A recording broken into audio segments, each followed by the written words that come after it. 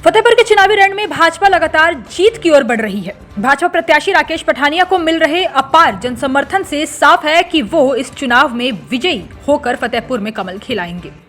चुनावी सभाओं के क्रम में बुधवार को राकेश पठानिया ने फतेहपुर की नेरना, बड़ी बतराहन, हटपंग और गोलवा पंचायत में कभी 15 चुनावी सभाएं कर जनता के समझ अपना विजन रखा।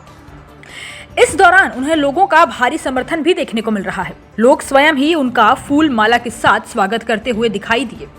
दरअसल फतेहपुर में पिछले 17 सालों से कांग्रेस के प्रत्याशी ही जीतते रहे हैं, लेकिन इस बार भाजपा ने अपने कद्दावर नेता राकेश पठानिया को यहां से चुनाव मैदान में उतारा है। राकेश पठानिया की दूरगामी सोच और उनके जोशीले भाषणों से प्रभावित फतेहपुर के लोगों ने कहा कि राकेश पठानिया ही फतेहपुर का विकास करवा सकते हैं। दरअसल पहले फतेहपुर कोई विधानसभा नहीं होती थी। 2012 के पुनर्सीमांकन के बाद फतेहपुर के रूप में एक नई विधानसभा बनाई गई।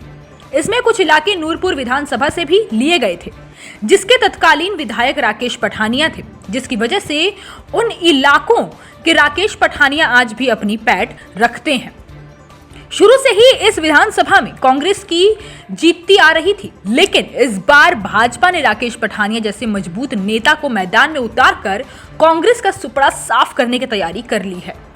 दूसरी तरफ भाजपा में एकजुटता भी देखी जा रही है। भाजपा के पूर्व में प्रत्याशी रह चुके बलदेव ठाकुर भी पूरी ताकत के साथ राकेश पठानिया का साथ निभाते हुए उनकी सभाओं में जाकर भाजपा को वोट देने की अपील कर रहे हैं।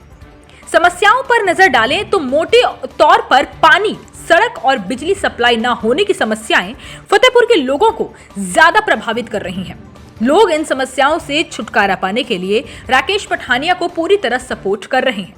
राकेश पठानिया ने एक चुनावी सभा में कहा कि जीतने के बाद पानी, रास्ता और बिजली की समस्याओं को जड़ से खत्म करने पर प्राथमिकता से काम करूंगा।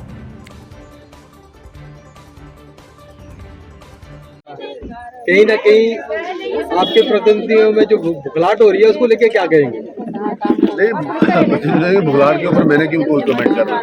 हमारी पूरी टीम लगी है, भाई बलदेव जी, हैप्पी जी, जगदेव जी, पूरी भाजपा का संगठन मंडल, हम सब जोर शोर से दिन रात जो है प्रचार कर रहे हैं और अच्छा रिस्पांस मिल रहा है। मुझे पूर्ण विश्वास है कि 18 साल का वनवास खत्म होगा और 18 साल के बाद फतेहपुर में भी कमल का फूल खिलेगा। कैसा आप इस एरिया में जी जाते हैं तो आपकी प्राथमिकताएं क्या रहेंगी? इस एरिया में प्राथमिकताओं की बहुत लंबी एक सूची है।